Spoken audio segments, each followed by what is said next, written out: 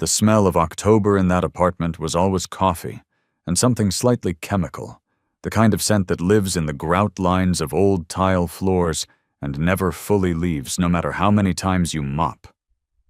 Elliot Crane had lived there for 4 years, and for 4 years he had cataloged that smell the way you catalog anything familiar, without thinking about it, the way your lungs catalog air.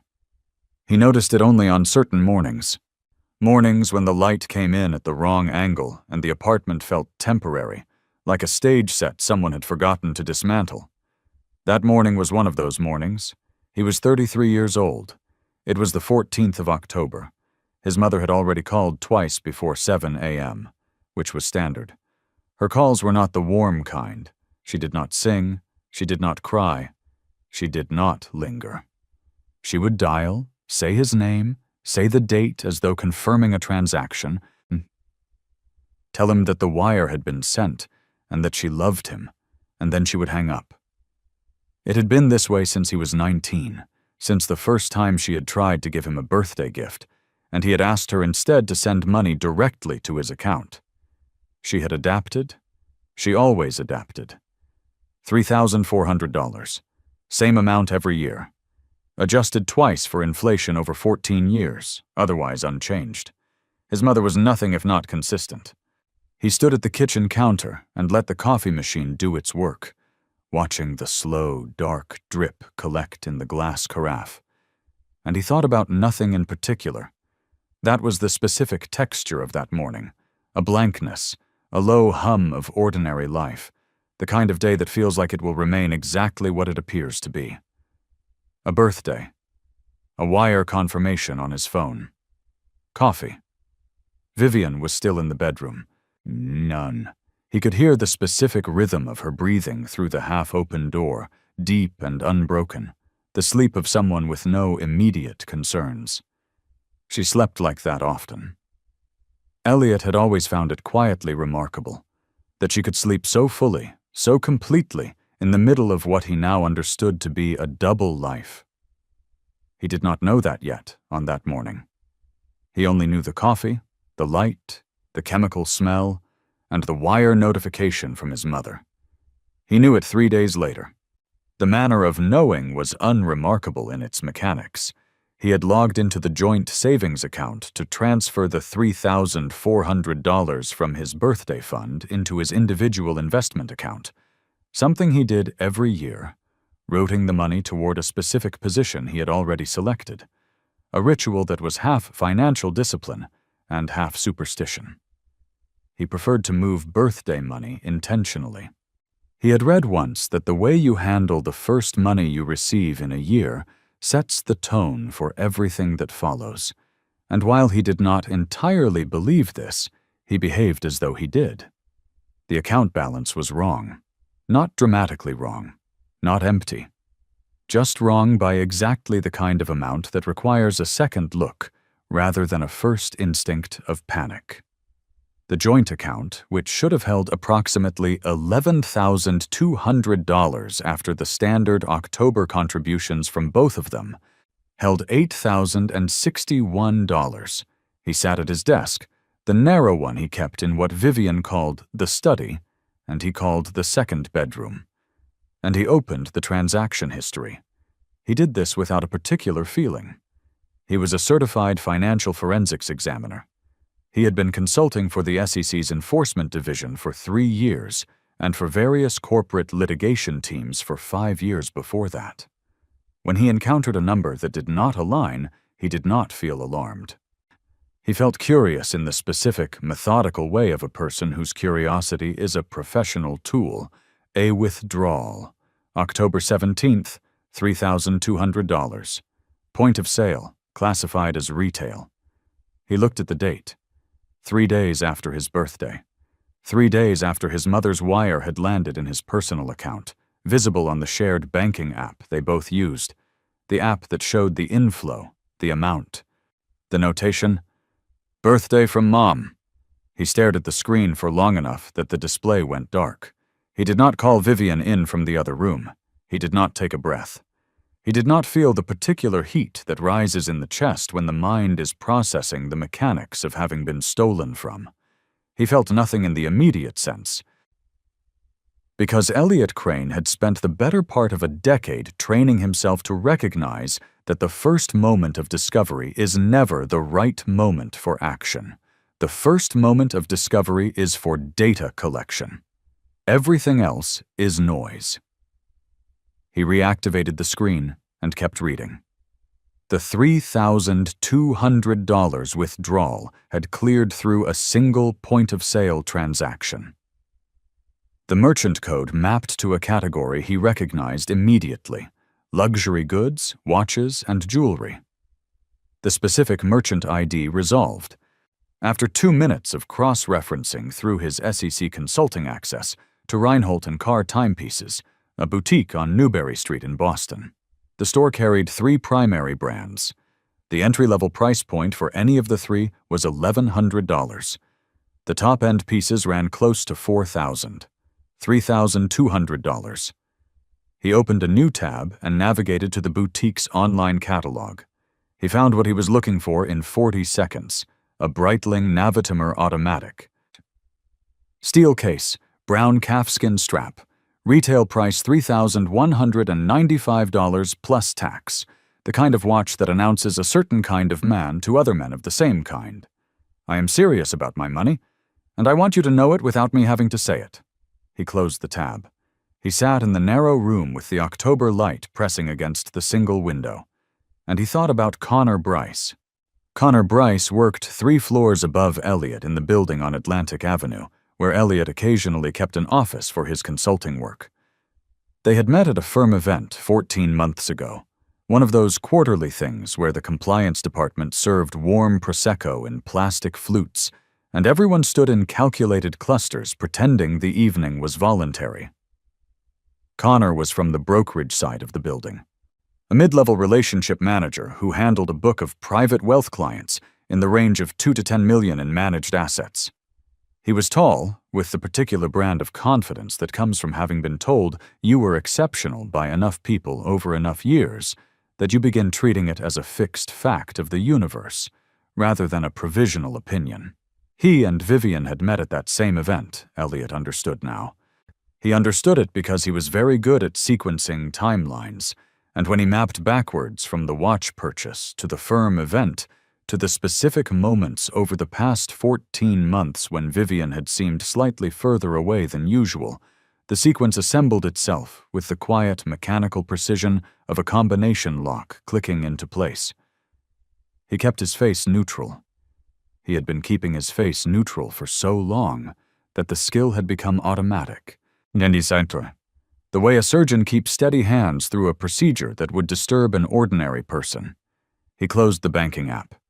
He picked up his coffee mug and walked back into the kitchen and refilled it. And when Vivian emerged from the bedroom 20 minutes later in the oversized gray sweatshirt she wore on weekend mornings, her dark hair pressed flat on one side from sleep, he said good morning, the way he always said good morning, without particular warmth and without particular coldness. The level tone of a person in a long relationship who has passed the stage of manufactured morning enthusiasm. She said good morning back. She made herself a cup of tea. She stood at the counter scrolling through her phone with the casual comfort of someone who feels entirely safe in a space. And Elliot watched her from the corner of his field of vision and thought, how long has this been the performance? He said nothing. He asked her nothing. He had spent his career understanding that the worst thing you can do when you have discovered a financial crime, or any other kind of crime, is to announce the discovery prematurely. Every premature announcement is a gift to the other side.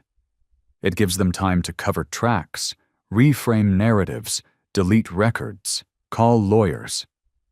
The person who speaks first in these situations is almost always the person who loses.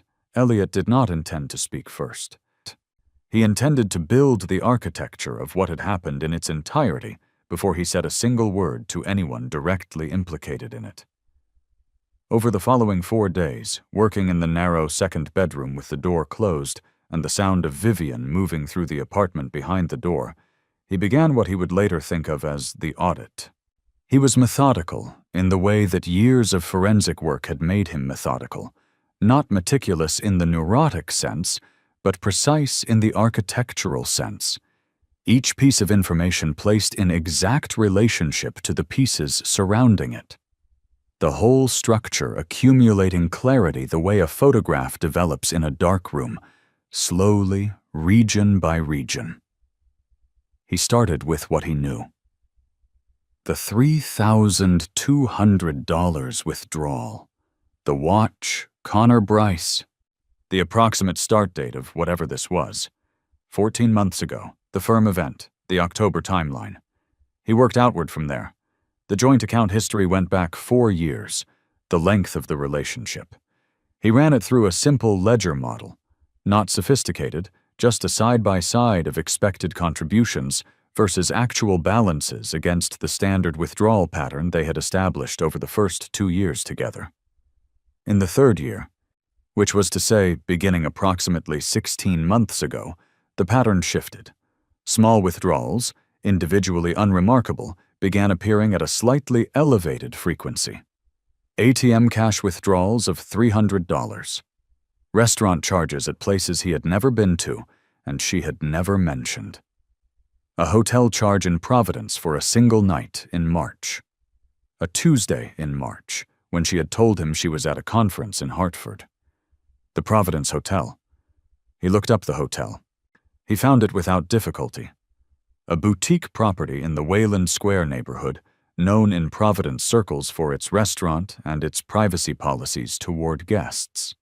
He noted the charge date, cross-referenced it against his own calendar, and found that the Tuesday in March corresponded to a day he had been in New York for a client meeting. He had taken an early train and returned late. She had the apartment to herself from 6 in the morning until nearly 11 at night. She had not been in the apartment. He kept working. He pulled his own financial records next. Not the joint account, but his individual accounts, the consulting invoices, the LLC through which he ran his freelance work. He was not looking for anything specific here. He was establishing the full landscape before narrowing his focus, the way a forensic examiner surveys an entire financial system before drilling into the specific anomaly. You need the context. Without context, a single anomalous transaction can mean 100 different things.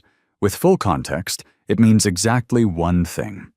It was on the 5th day of the audit, during a 3-hour session that began at 11:30 at night and ended just before 3 in the morning, that Elliot found the LLC. It was not his LLC. The entity was registered as Ashworth Venture Consulting LLC, filed with the Massachusetts Secretary of State 9 months prior. The registered agent was Vivian Ashworth. The stated business purpose was Management Consulting and Strategic Advisory Services. The registered address was a mail forwarding service on Tremont Street, a 2-room office that rented mailboxes to dozens of small businesses that had no physical presence. Vivian did not work in consulting. She was an event coordinator for a mid-sized hospitality company in the Seaport District. Her professional background was entirely unrelated to management consulting or strategic advisory work. He found the LLC's bank account through a series of document requests that were, technically, beyond what he could access without a formal engagement. He was aware of this and did not particularly care. He was not building a case for a court yet. He was building a picture for himself, and the methodology of building a picture for yourself has no evidentiary rules. The bank account had received 9 wire transfers over 9 months. Each wire originated from a different source entity, different LLCs, different holding companies, different corporate structures. The amounts varied: $4,500, $6,200, $3,800, $11,000, $4,500 again, $7,300, $5,500, $9,100, $8,400. Total incoming, $60,300. He sat with that number for a moment. $60,000, $300, accumulated over 9 months through 9 separate wires from 9 separate originating entities. He noted that the originating entities had varying names but a consistent geographic pattern, all registered in states with favorable corporate formation laws, all structured to require minimal disclosure. He pulled the originating entities one by one. It took him until the following night to trace all 9 source wires back to a single beneficial owner. The structure was layered. 3 of the 9 wires went through 2 intermediate entities before arriving in Vivian's LLC account, but the beneficial owner resolution was unambiguous once you had the full map. Connor Bryce. All 9 wires, through various corporate intermediaries, originated from a personal holding company registered in Delaware under Connor Bryce's name. Bryce Capital Holdings, LLC. The holding company had been formed 11 months ago, 1 month before Vivian's LLC. Elliot did not react. He wrote the name on the lined notepad he kept beside his laptop and underlined it once. Then he set down the pen and looked at the wall for approximately 90 seconds, organizing the information into its proper structure. What he had was this: Connor Bryce, a relationship manager at a brokerage firm managing private wealth client accounts in the range of $2 to $10 million, had established a personal holding company and had been making monthly payments to a consulting LLC controlled by Elliot's girlfriend of 4 years. The payments totaled $60,000 over 9 months. There was no plausible, legitimate explanation for these payments. Vivian had no consulting expertise relevant to wealth management, and the payments were structured to obscure their origin. In Elliot's professional world, this pattern had a name. It was called layering. It was one of the 3 stages of money laundering: placement, layering, integration, and it was specifically the stage at which illegally obtained funds are moved through a series of financial transactions to obscure their origin. The pattern he was looking at: 9 wires from 9 originating entities, all tracing back to a single source, deposited into a nominally legitimate LLC, was a textbook layering scheme. The question was, where was the money coming from before it reached Connor Bryce's holding company? He knew where to look because he had done this before. He had spent 5 years helping the SEC trace exactly this kind of fund flow. He knew the documentary trail that large-scale money movement leaves behind even when the person moving it is careful. And Connor Bryce, he was already certain, was not particularly careful. Careful people did not name their holding companies after themselves. Careful people did not use the same LLC for 9 months in the same jurisdiction with the same beneficial owner structure. Careful people understood that the more elegant the scheme appears on the surface, the more exposure it creates at the foundation. Connor Bryce was not careful. Connor Bryce was confident. And confidence, in Elliot's experience, was the most expensive substitute for competence that a person could buy. He began pulling the thread on Bryce Capital Holdings. What he found: over the following week, 7 days of work conducted in the narrow second bedroom, while Vivian moved through the apartment believing he was absorbed in a consulting project, which he was, simply not the one she imagined, was a scheme that had been running for approximately 18 months. The core mechanism was not complex. Connor managed discretionary accounts, meaning he had authority to execute trades on behalf of clients without requiring client approval for each individual transaction. This was standard in private wealth management for clients who had agreed to a discretionary mandate. It required a high degree of trust and was subject to significant regulatory oversight precisely because of the power imbalance it created. Connor had been abusing the discretionary authority, specifically across 11 client accounts. Connor had been executing small, irregular fund transfers to a set of external accounts at the point of settlement. The transfers were small enough, ranging from $800 to $4,500 per transaction, to avoid triggering the automated surveillance systems that flagged larger anomalies. The timing was irregular, which further disrupted pattern detection. Over 18 months and approximately 240 separate transactions across 11 accounts, the total siphoned amount was $2,314,800. $2,314,800. Elliot looked at that number for a long time. He let it sit on the page the way you let a large piece of furniture sit in a room before deciding whether it belongs, considering its dimensions, its weight, its relationship to everything around it. He had seen larger schemes. He had seen smaller ones that destroyed lives more efficiently. The number itself was not remarkable. What was remarkable was the clean simplicity of it. One relationship manager, 11 accounts, 240 transactions, 18 months, and then the money moved through a Delaware holding company and into a consulting LLC controlled by a woman who had no idea, or every idea, depending on which version of events you chose to believe. He had to decide which version he believed. He considered the question the way he considered all questions of this type, structurally, without feeling.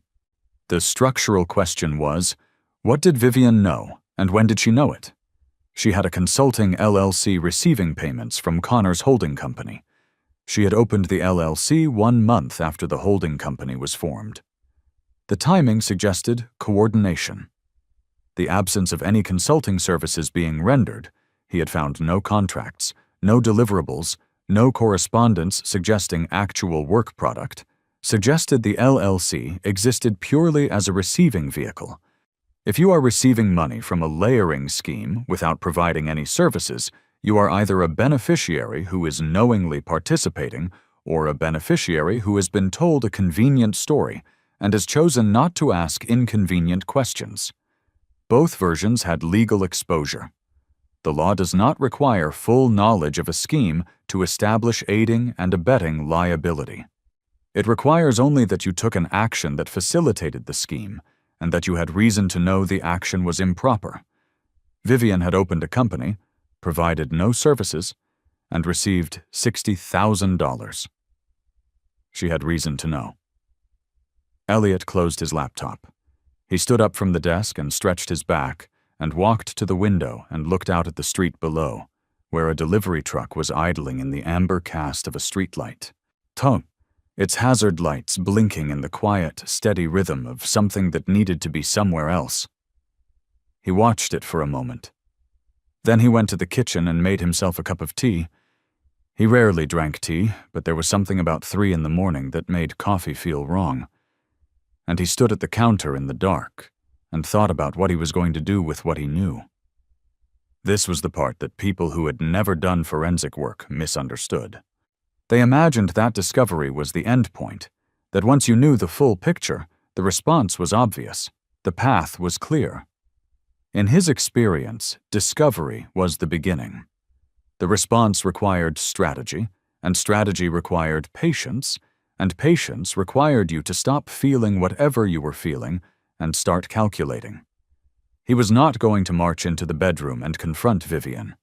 That was the reaction, and reactions were expensive. He was not going to call a lawyer that night. Lawyers had their role, but lawyers entered the picture at the right moment, not the first available moment. He was going to be precise, and precision required a few more things that he did not yet have. He needed Connor Bryce's travel schedule. He knew from the expense reports submitted through the firm, which he had accessed through his consulting relationship with the compliance department, that Connor was a frequent traveler. Client visits, conferences, periodic trips to New York and San Francisco to meet with the wealth management divisions of correspondent banks. The schedule was predictable in its irregular way. Connor generally traveled once or twice a month, usually for 2 to 4 nights. He also knew, from a detail so small that a less attentive person would have lost it entirely, that Vivian had told him, 2 weeks prior, that she was planning to take a few days off in early November. She had said she needed a break. She had used the word decompress. She had described, vaguely, the idea of going somewhere quiet, somewhere near the water. She had not said who she was going with. He had not asked. He had filed the information in the part of his mind where he kept things that were not yet actionable and waited for them to become actionable. He pulled Connor's expense report submissions from October. There was a hotel reservation confirmation attached to an October expense pre-authorization, a standard process at the firm for travel booked more than 2 weeks in advance. The confirmation was for a property on the Maine coast. 4 nights beginning November 4th. Single occupancy declared on the expense report, which would be relevant later. The property was a place called Birch Head Inn, a 14-room inn on a promontory overlooking the Atlantic in a town called Tennant's Harbor. A price point in the range of $480 to $620 per night. Vivian was taking a few days off in early November, near the water. The 4th of November was a Wednesday. He looked at his notepad for a moment, then set it down and finished his tea. The following morning, which was a Thursday, he went to his office, not the one in the shared building on Atlantic Avenue, where Connor also worked, but his own office. A rented room on the 4th floor of a building in the Leather District that he used for his SEC consulting work. It was a small room, a desk, 2 chairs, a filing cabinet, a window that looked at a brick wall 6 feet away. He had worked in this room for 4 years. He kept almost nothing personal in it. On the desk was a small photograph of his mother taken at a harbor in Nova Scotia. And beside it, a legal pad, and beside that, a pen. The rest was files. He sat down at the desk and opened his laptop and navigated to the SEC's whistleblower portal. The SEC whistleblower program had been established under the Dodd-Frank Wall Street Reform and Consumer Protection Act, specifically Section 21F. The mechanics were straightforward. An individual with original information about a securities law violation could submit that information to the SEC, and if the resulting enforcement action led to sanctions exceeding $1 million, the whistleblower was entitled to between 10 and 30% of the total sanctions collected. The information had to be original, meaning it could not be information already known to the SEC through other channels, and the submission had to be voluntary, meaning the individual could not be compelled to submit by subpoena or other legal process. Elliott's information was original. He had developed it independently, through his own investigative work. Tonpoint, without any prior contact with the SEC in the context of this specific matter. His existing consulting relationship with the SEC did not disqualify him from the whistleblower program. He had confirmed this through the program's own published guidance, provided that the information being submitted was outside the scope of his existing engagement. It was entirely outside the scope of his existing engagement. He spent the next 3 hours composing the submission. He was meticulous because he was always meticulous, but he was also strategic in a way that extended beyond mere accuracy. A whistleblower submission was not simply a disclosure of facts. It was a document designed to accomplish a specific outcome, and the quality of that outcome depended on how clearly and compellingly the document presented both the evidence and its significance. He organized the submission in the structure the SEC preferred: a narrative overview of the scheme, followed by transaction-by-transaction mapping of the misappropriated funds, followed by a documentation appendix containing the supporting records, followed by a brief analysis of the regulatory violations and their scope. He identified the 11 client accounts by their account numbers without naming the clients. The SEC would identify the clients themselves during the investigation. He mapped all 240 transactions to their corresponding account activity. He traced the fund flow from the client accounts through Connor's personal holding company, through the intermediate LLCs, to Vivian's Consulting LLC. He included the wire confirmations, the corporate registration documents, the expense report records, and a summary timeline. He did not include his personal relationship to any of the parties. That was not relevant to the submission, and its inclusion would have complicated the review process unnecessarily. When he was finished, he read the submission 3 times, Once for content, once for clarity, once for anything that might later be characterized as speculation rather than evidence. He found 2 sentences in the narrative section that crossed that line and rewrote them. Then he submitted the document through the portal and noted the case reference number that the system generated automatically. He closed the portal and sat for a moment in the small room looking at the brick wall through the window. The submission would go through an initial review by the SEC's Office of the Whistleblower. If the office determined the information was credible and potentially actionable, it would refer the matter to the Enforcement Division. The Enforcement Division would conduct its own investigation.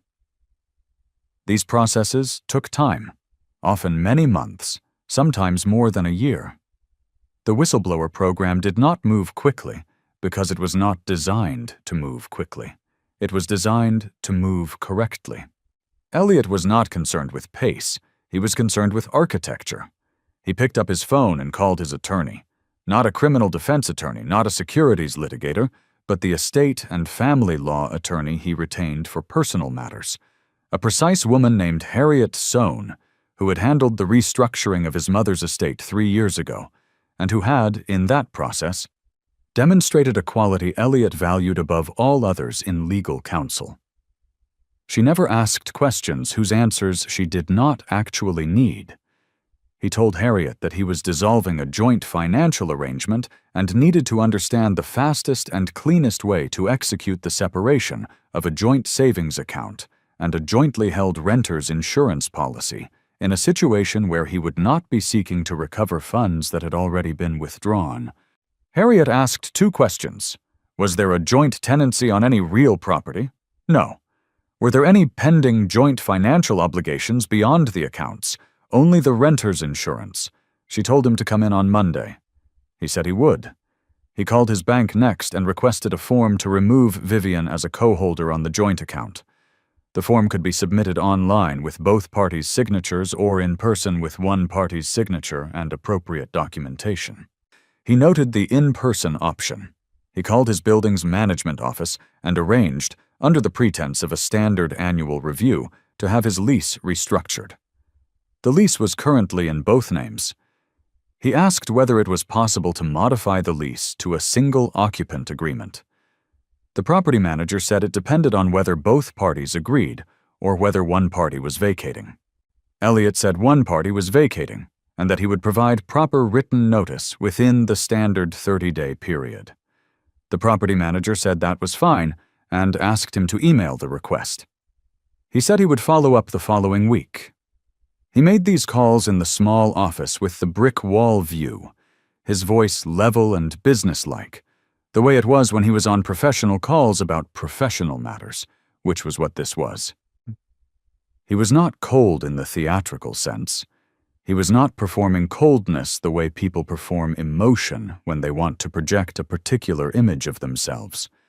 He was cold in the way that a very precise piece of machinery is cold, not because it lacks heat at its core, but because all its heat is directed inward, toward function, and nothing is wasted on surface temperature.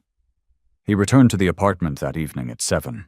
Vivian was cooking. She cooked on Thursdays, a habit she had maintained throughout the 4 years. Some kind of pasta, usually, the apartment filling with the smell of garlic and olive oil and the sound of the specific jazz playlist she put on when she cooked. He set his bag down and changed out of his work clothes and came to the kitchen and stood at the counter and watched her cook. And she told him about her day. A venue walkthrough had gone wrong. The caterer for a November event was renegotiating on 3 line items. The usual low-grade friction of her work. And he listened and said the appropriate things and ate the pasta she served and poured them both a glass of wine, and thought, while doing all of this, about the architecture of the next 3 weeks. He needed them to take the trip. This was the most important element of the strategy, the one he had thought through most carefully over the previous 2 days.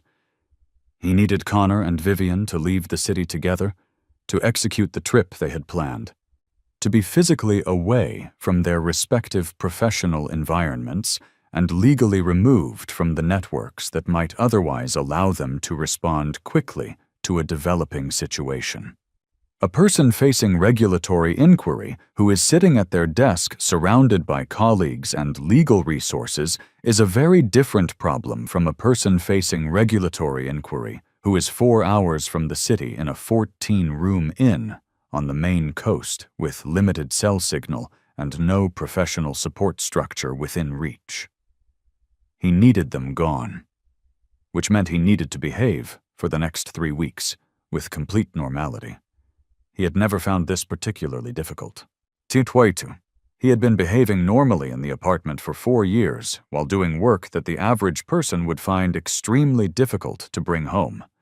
Reviewing evidence of financial crimes, tracing the movement of stolen money, building the case histories that led to enforcement actions and sometimes to prison sentences.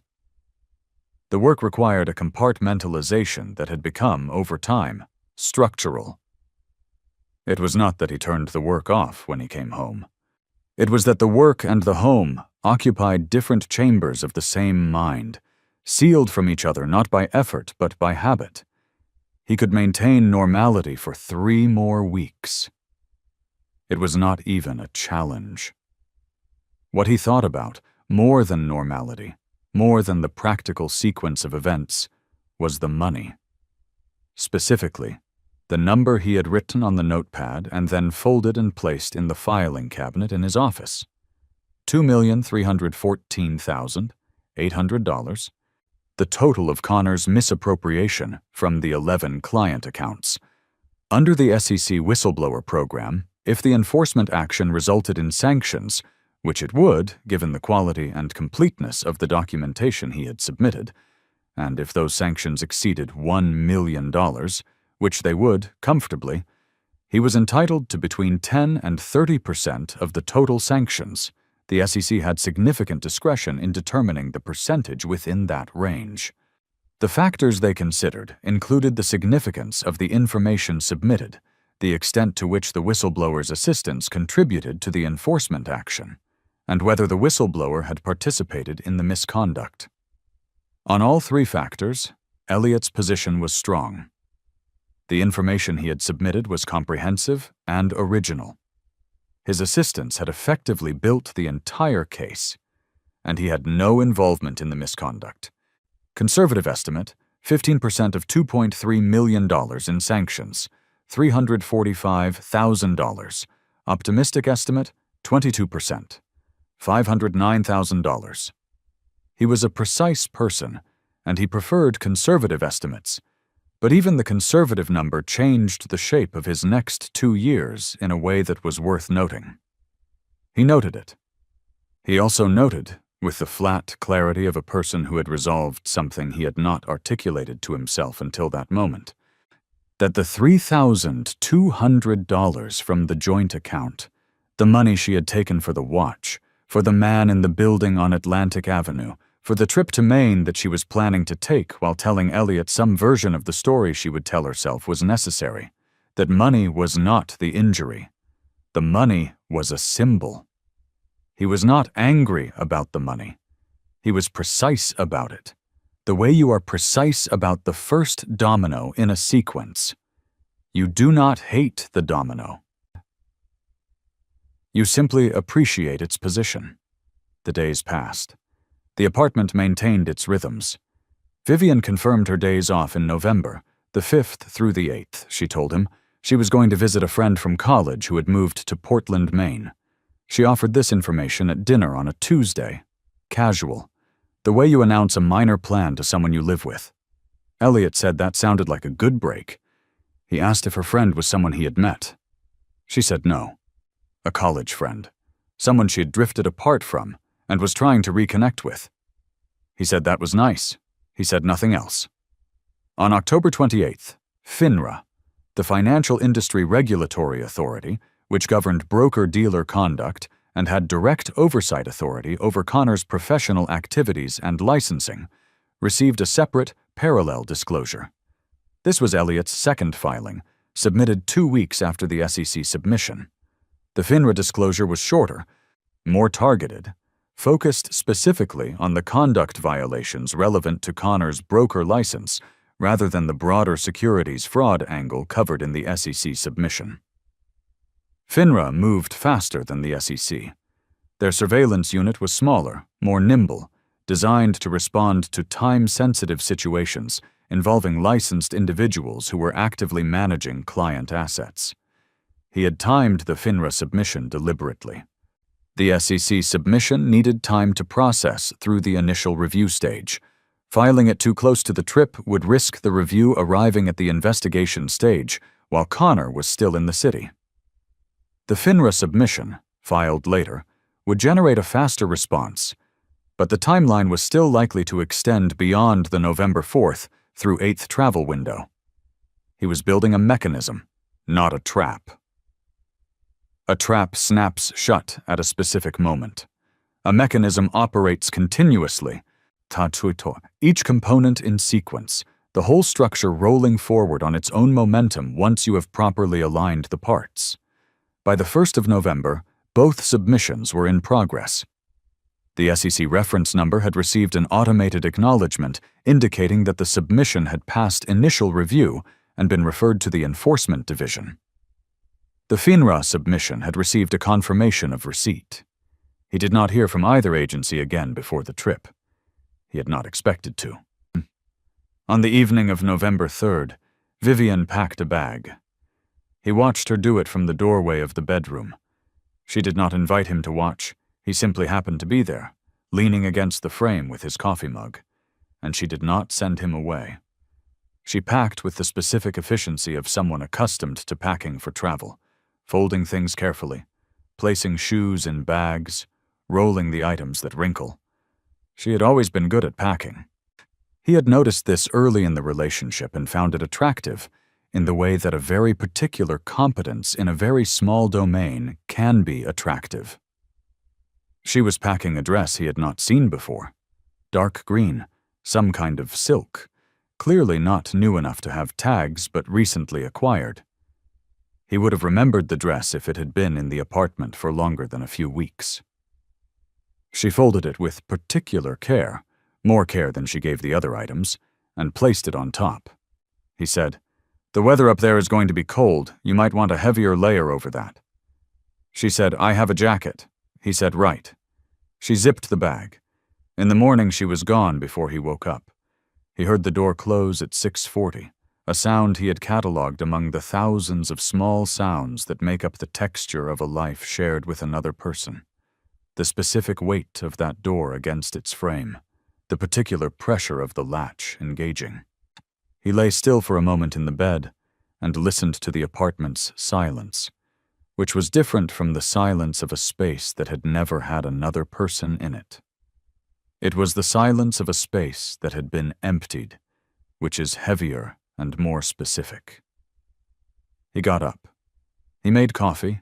He showered. He dressed. He drove to Birchhead Inn, not to confront them. He was not a person who confronted. He drove to Tennant's Harbor because he had one remaining task that required physical proximity, and he preferred to execute it himself rather than delegate it to a delivery service. Delegating it meant one more chain of custody, one more potential link that could be traced or questioned later. The drive was 4 hours and 20 minutes on a clear November morning, the highway giving way to county roads that curved between bare-limbed trees and the occasional cleared field where the Atlantic appeared on the horizon like something accidental, silver and enormous, not quite matching any picture of it he had held in his mind. He stopped once for gas and coffee at a station outside Brunswick, standing in the parking lot in the cold with the paper cup warming his hand, watching a dog in the back of a pickup truck in the adjacent bay observe the world with the flat patience of a creature that has learned to exist entirely in the present moment. He arrived in Tennant's Harbor at 11:15. The town was small enough to have no ambiguity. One main road, Sotul, a harbor, a post office, a general store, and the inn, which sat on the promontory exactly as the photographs had shown it. A long white building with black shutters, a porch facing the water, flagstone paths between the lawn and the water's edge where the grass was brown and pressed flat by the season. He did not go to the inn. He parked on the main road, outside the post office, and went inside. He had prepared the envelope the evening before, at the desk in his office on the 4th floor, in the quiet of 11 at night. It was a standard white envelope, unadorned, sealed. Inside was a single card, heavy stock, unprinted. He had bought a box of them years ago for professional correspondence and kept them in the desk drawer. On the card, in his handwriting, which was small and even and had been described once by a colleague as the handwriting of a person who has decided exactly how much space each letter deserves. Thank you for giving me the clarity to see what needed to be done. I hope Maine is everything you imagined. He had signed it. Elliot. He had addressed the envelope to both of them, their names written together the way you write names on a card when you are acknowledging a couple. He had included no return address. He handed the envelope to the postal worker and asked to have it held for local delivery to Birchhead Inn that afternoon. The postal worker looked at the address and said she knew the place. She could have it there by 2. He said that was perfect. He thanked her. He drove back to Boston. He stopped again at the gas station outside Brunswick, not because he needed anything, but because the drive was long and the coffee had been reasonably good. He stood in the same parking lot, in the same November cold, and drank a second cup. And thought about the card arriving at the inn's front desk and the front desk calling the room, and the moment one of them, it did not matter which one, read what was written on it and understood or did not understand what it meant, and what the not understanding would feel like in the body when the understanding arrived later. He drove home. The apartment without Vivian's things in it, without her shoes by the door and her jacket on the hook, and the small bottle of vitamins on the kitchen counter, and the paperback she was halfway through on the coffee table, was very quiet. He made himself dinner, something simple, and ate it at the kitchen table, reading a brief from the Enforcement Division on an unrelated matter. And when he was done, he washed the plate and put it away, and went to the second bedroom and opened his laptop. He had one more thing to do. He opened the joint savings account on the banking portal. He initiated the process he had prepared with Harriet Soane's guidance, a removal of the secondary account holder, effective in 3 business days pending the standard confirmation period, combined with a transfer of the remaining balance, $8,061, to his individual checking account. The transfer was processed immediately. The removal of the secondary holder would complete on Wednesday. He logged out of the portal. He looked at the wall for a moment. Then he opened a new document and began drafting the lease modification request for the Property Management Office. The following morning, Saturday, he was back in his office in the Leather District, working on the unrelated enforcement brief, when his phone showed a call from a number he did not recognize, area code 207, which was Maine. He looked at the number for a moment, then set the phone face down on the desk and continued reading the brief. The call went to voicemail. He did not listen to the voicemail that morning. He listened to it in the early evening, on the walk from his office to the parking lot. Vivian's voice was not raised. He had half expected raised, half expected the specific pitch of someone who has received a shock and is processing it through volume. Instead, she was quiet. Quiet. In the way that people are quiet when they have understood something fully and are not yet certain what the next sentence should be. Her voice had the texture of a person choosing every word with the deliberateness of someone who knows the words are being recorded. She said his name. She said she had received his card. She said she did not understand what it meant. She said she wanted to talk when she got back. She paused for several seconds, long enough that the voicemail nearly cut off. And then she said, "I'm sorry." And then she hung up. He replayed it twice, not because he needed to hear it again, but because he was analyzing the specific word she had chosen. "Sorry, not I can explain. Not that's not what you think, not I was going to tell you. Sorry." A word that had conceded everything without specifying a single thing. He noted it. He did not call back. On Sunday afternoon, his phone showed a text from Connor Bryce's number, a number he had in his contacts from the professional context, 2 or 3 coordination messages about shared firm resources over the past year. The text said, "I think we should talk. Call me when you can." He read the text. He did not respond. He thought about Connor reading the card and the specific quality of that experience.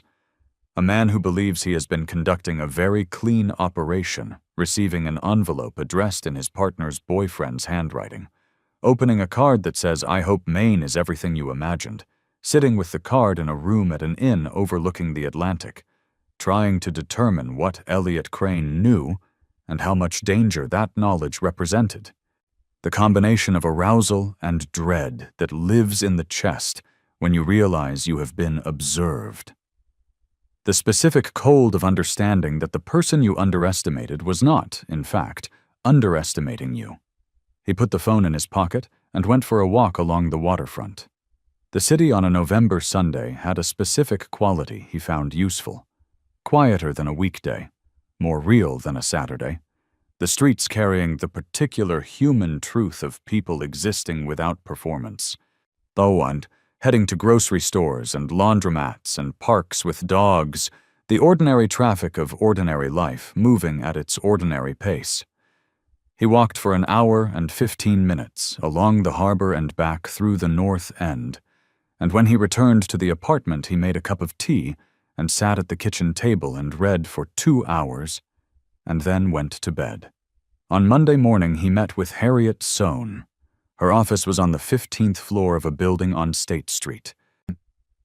A corner space with 2 windows that looked out over the financial district toward the harbor.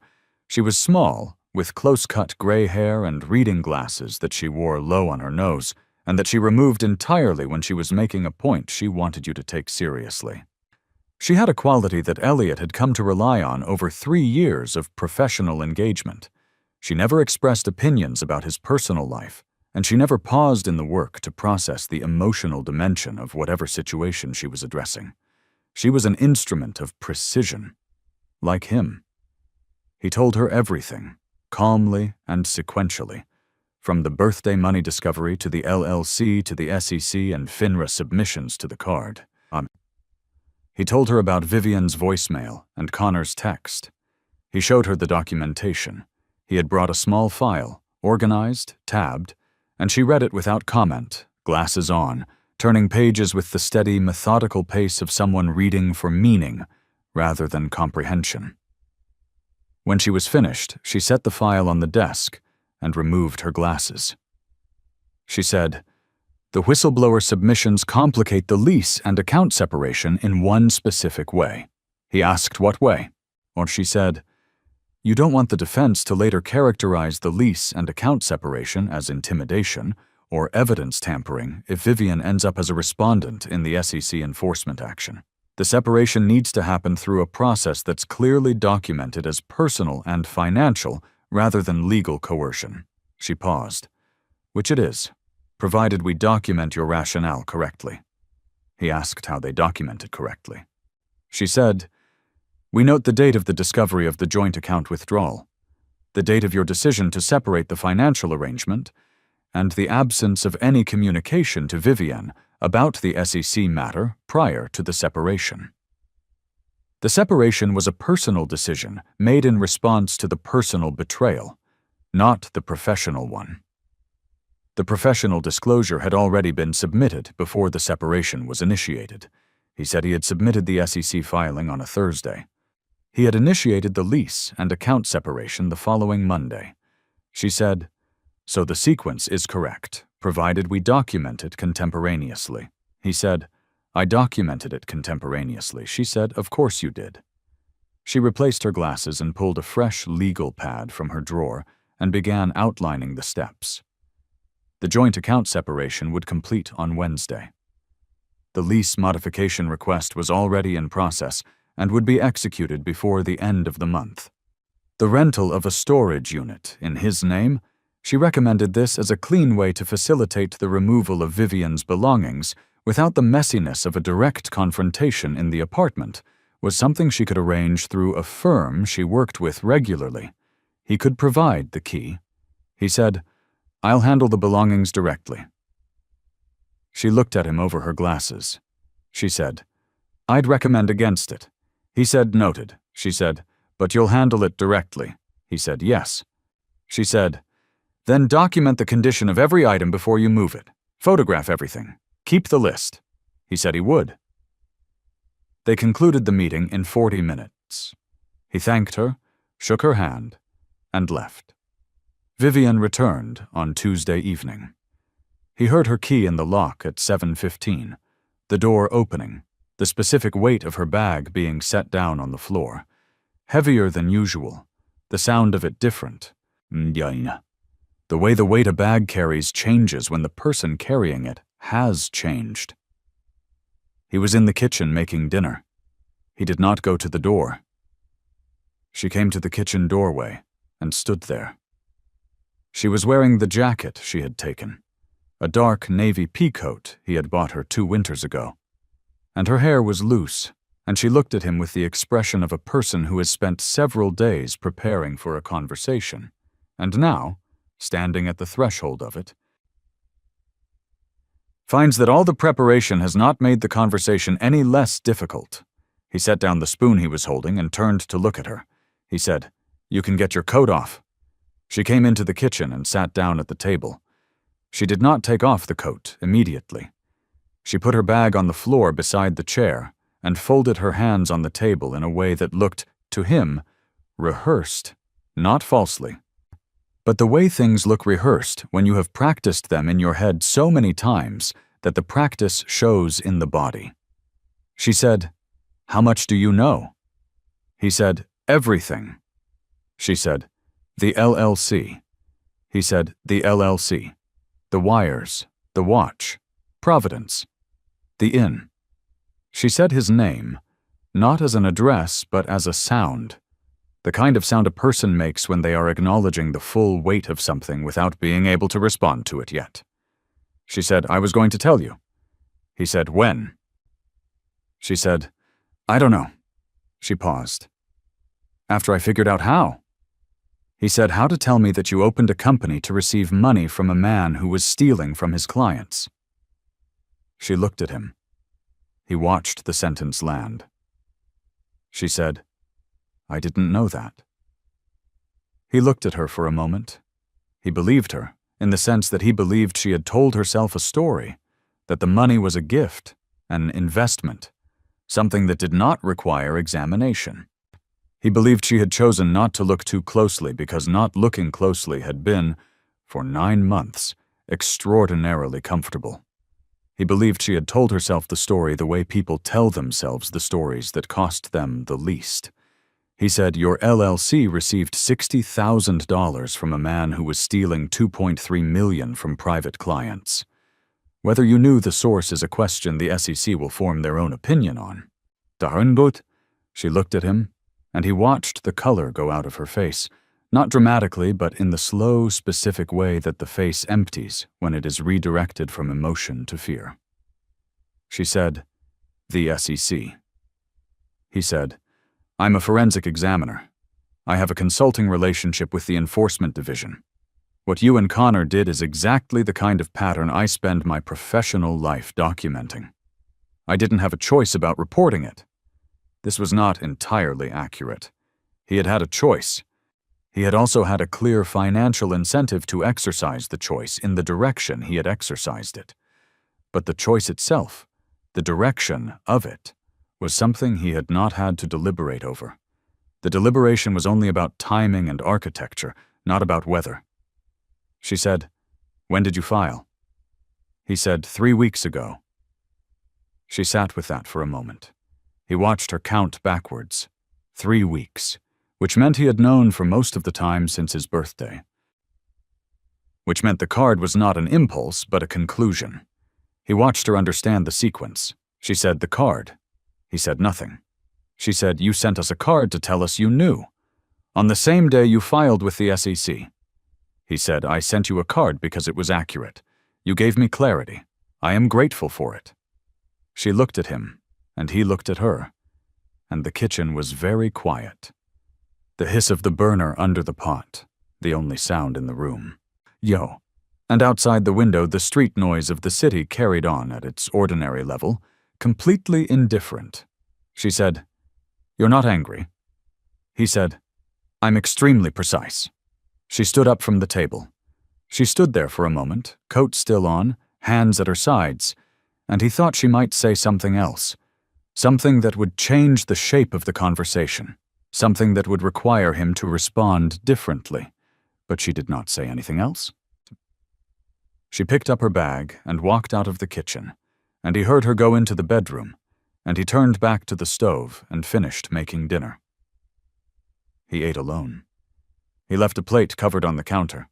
She did not come out of the bedroom that night. In the morning she was gone before he was awake, the same as the morning she had left for Maine, the door closing with its specific weight. He got up and checked the bedroom. Her bags were on the bed, half packed. And the green dress was gone. She had already taken it. The rest would require another trip. He went to his office and worked. On November 14th, 10 days after the trip, 31 days after the initial SEC submission, he received a call from a supervisory special agent in the SEC's Boston Enforcement Office. The call lasted 22 minutes. The agent confirmed that the Enforcement Division had opened a formal investigation into the activities described in his submission. She did not provide specifics about the investigation's status or timeline, but confirmed that Elliott's submission had been registered under the whistleblower program, and that he would be notified of any enforcement outcome that met the threshold for a whistleblower award. He thanked her and ended the call. He noted the date in his log, November 14th, exactly 1 month after his birthday. The precision of this was not something he had planned, but he noted it anyway. The following week, Day 1, Connor Bryce was placed on administrative leave by the brokerage. This was reported in a brief item in a financial industry newsletter that tracked broker-dealer personnel changes, a publication that would be invisible to anyone not specifically following that industry, but that Elliott monitored as a standard professional practice. The item said only that Connor Bryce had been placed on administrative leave pending a compliance review, and that his client accounts had been reassigned to other relationship managers. He read the item once, noted it, and moved on. The week after that, he received a second call from Harriet Sohn, who had been in indirect contact through her network with the attorney representing Vivian on the SEC matter, an attorney Vivian had apparently retained quickly, which suggested either advance preparation or very good instincts, and Elliott gave her credit for both. Harriet told him carefully, and without characterizing the information as a recommendation, that Vivian's attorneys were exploring a cooperation arrangement with the SEC, meaning Vivian would provide testimony and documentation about the LLC and the wires in exchange for a negotiated resolution of her own exposure. This was standard practice in matters of this kind, and it was, Harriet noted, a very sensible path for Vivian to be taking. He said noted. Harriet asked if he had any concerns about that approach. He said, "I have no concerns. Cooperating witnesses tend to accelerate enforcement timelines, which is good for the whistleblower outcome." Harriet was quiet for a moment. Then she said, "You're the only client I've had who approaches personal situations with the architecture of a fund settlement." He said, "I've found it useful." She said, "I know." She paused. "The storage unit is booked through the end of November. Do you want me to extend it?" He said, "No. Everything that needs to come out of the apartment will be out by then." She said, "All right." He thanked her and ended the call. By the end of November, the apartment had been restored to a single occupancy configuration. This was not as complicated as it might have been. He and Vivian had always maintained a certain distinctness in the domestic space, each of them resistant to the full merging of belongings that characterizes some long relationships. The separation of the material objects took 2 weekends, 2 trips with a rented van, and the assistance of a man from the storage company who helped carry the larger furniture pieces without asking anything about them. He kept the apartment. He had always been the one who wanted it, found it, negotiated the lease, decorated it with a spare and particular taste that Vivienne had occasionally described as cold and that he had thought of as considered. Without her things, the apartment looked more like itself. Darker, quieter. The bookshelves redistributed to show their spines, rather than stacked too deep. The kitchen counter clear of the small clusters of objects she had accumulated there. He bought a new coffee maker. The old one had been hers. December passed. He worked. He ran 3 mornings a week along the waterfront. He had dinner twice with his colleague from the enforcement division, and once with a friend from graduate school who was in the city for a conference. He called his mother on Sundays.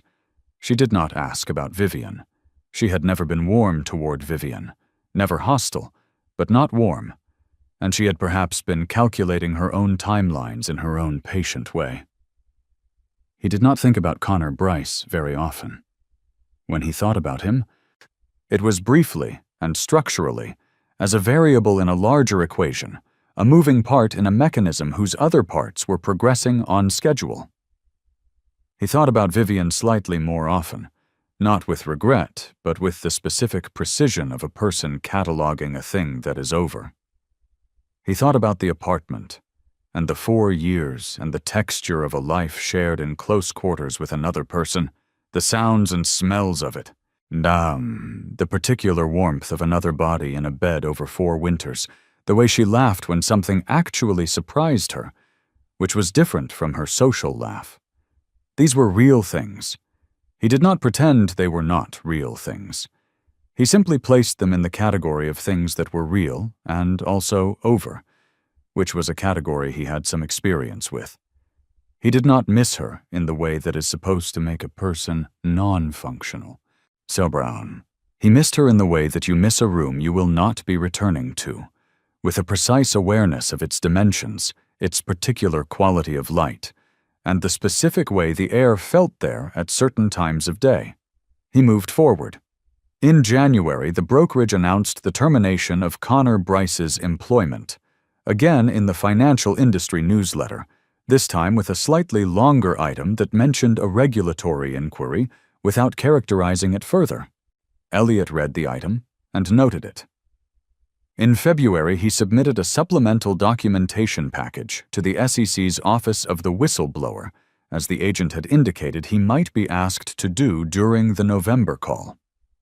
The package included additional records he had developed in the interim, confirming the beneficial ownership structure of several of the intermediate entities. The package was thorough, and the agent acknowledged receipt within 24 hours, which was faster than the standard acknowledgement timeline, and suggested active use of the information. In March, on a Tuesday evening, when he was in the office finishing a brief, his phone showed a text from Vivienne's number, a number he had not blocked but had not heard from since the November conversation in the kitchen. The text said, "It's mostly done. The cooperation agreement was signed last week. I wanted you to know." He read the text. He thought about what to say. He wrote, "Thank you for letting me know," and sent it, and set the phone down and went back to the brief. She did not respond. He thought about the thank you after he had sent it, its strange echo of the card, its accidental precision. He had not meant it as an echo, or perhaps he had. He was not always certain of the difference between intention and pattern. Spring came. The city adjusted its temperature and its light, and its population of people who had been moving through winter with their shoulders contracted against cold and could now walk normally again. He bought a jacket lighter than the one he had been wearing and went for longer runs along the waterfront, and occasionally sat on the bench at the end of the pier near his office building on Sunday mornings.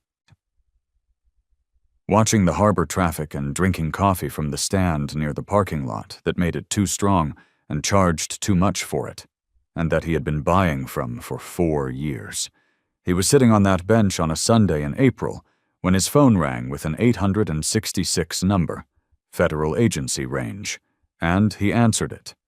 It was the supervisory special agent from the SEC's Boston Enforcement Office. She was calling to inform him that the Enforcement Division had issued a formal order of investigation and that the preliminary sanctions assessment in the matter exceeded the threshold for whistleblower award consideration. She wanted to confirm his address for correspondence purposes. He confirmed his address. She said, "The formal notification of the award determination will take several more months, pending completion of the enforcement action and collection of sanctions. But I wanted to let you know that the case is moving forward, and your submission has been designated as contributing to a significant enforcement action." He said, "Thank you for the update." She said, "We don't often see submissions that are this completely documented on arrival. It saved the enforcement team significant time." He said, "I've done a lot of this work. I understand what you need." She said, "It shows." He thanked her again and ended the call. He looked at the harbor for a moment. The flat silver water, the working boats, a container ship moving slowly across the middle distance in the direction of the outer harbor. He finished his coffee. The cup was still too strong, and the bench was still cold through his jacket, and the sky over the harbor was a pale, clear blue that held no warmth yet, but promised warmth. The specific color of early spring in a northern city, when the temperature has committed to rising and is simply working through the logistics of it. He took out his phone and called his mother. She picked up on the second ring and said his name, and he said good morning, and she asked how he was, and he said he was well. She asked if he was eating properly. He said he was. She asked about the consulting work. He described the cases briefly. In general terms, she had always been interested in his work in a structural way, the mechanics of how a crime was built and dismantled without being particularly disturbed by the human dimension of it. They talked for 20 minutes, which was long for them. Before she hung up, she said, "You know what I always say." He said, "I know." She said, "The patient one always wins." He said, "I know, Mom." She said she loved him and hung up.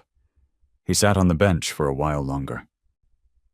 A group of college students passed on the path behind him, loud in the specific key of Saturday morning energy, and a dog on a leash paused to inspect the leg of the bench and was pulled away by its owner, and the container ship on the outer harbor continued its slow transit, indifferent to all of it.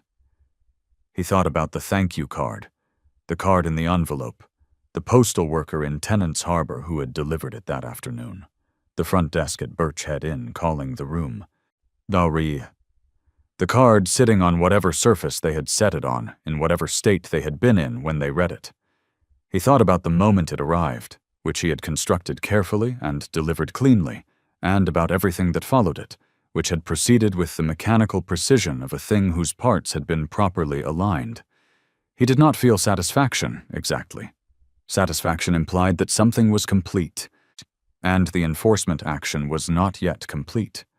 The formal award determination would come later. The sanctions collection later still.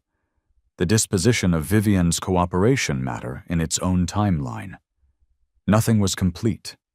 What he felt was something more specific than satisfaction and less theatrical than triumph. He felt the particular quiet of a person who has done the work correctly and knows it, who has built a thing that holds its weight, who has measured twice and cut once, and who is now waiting, without anxiety, for the structure to do what it was built to do. The harbor kept its pace. The spring light moved across the water the way light does when it is learning a surface again after a long winter. He sat there until his coffee was cold. Then he threw the cup away and walked back to the office. There was a brief waiting on his desk. He sat down and opened it. He began to read. 6 months later, a formal notification arrived from the SEC's Office of the Whistleblower. He was at his desk in the Leather District office when it arrived. A physical letter, sent to his registered address and forwarded to the office per his standing mail instruction, in a white envelope with the federal agency seal in the upper left corner. He opened it with a letter opener, the same one he had used for 4 years, its handle worn smooth at the exact point where his thumb rested. The letter confirmed the final sanctions total in the enforcement action: $4,820,000. The amount included disgorgement of the misappropriated client funds, plus prejudgment interest, plus civil penalties, the standard three-component structure of an SEC enforcement sanction. The whistleblower award had been determined at 19% of the sanctioned amount. He did the arithmetic in the margin of the letter, not because he needed to, but because the act of writing the number out with his hand made it real in a way that the printed figure did not. 19% of $4,820,000, $915,800. He set the pen down. He looked at the figure for a moment. Then he picked up his phone and sent his mother a text, because calling her would have meant explaining the backstory. And the backstory was long, and the precise details of how you win a thing are less important to a mother than the fact that you won it. The text said, "The consulting project I've been working on this year settled today. Good outcome." She replied in 40 seconds, "I know." He looked at the text for a moment. He put the phone down. He folded the letter carefully along its original creases and placed it in the filing cabinet, in the drawer he reserved for matters that were resolved. He pulled a fresh legal pad from the desk drawer. He picked up his pen. He began working on the next brief. I haven't seen that movie in, oh my gosh. Oh fuck, I gotta shout out this guy. What, accepted? Fucking RPG, damn it. Ask me about my wiener. Everybody's always a fucking legend with the RPG, and when I try to use it, I can't hit shit with it in this guy.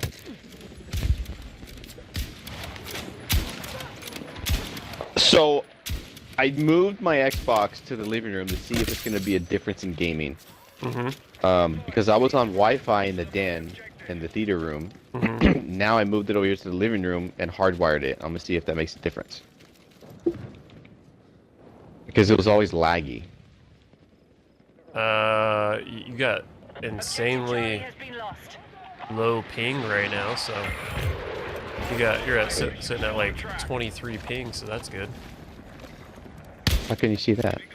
You have to turn the setting on in the settings, at least on PC. And I was like, oh? I can see the ping on the scoreboard. Like, I'm sitting at 85 ping. But mine, like, one game I'll have 85, and then the next game I'll be down in the 40s. Isn't my game audio? Oh, typical right there. There you go. Tanner, where you at, motherfucker? I don't know. Get your fucking wiener in this bitch. Where you at? Where are you? I'm still in our spawn with the heli. I'm running through the construction. Alright. Running towards you. Alright.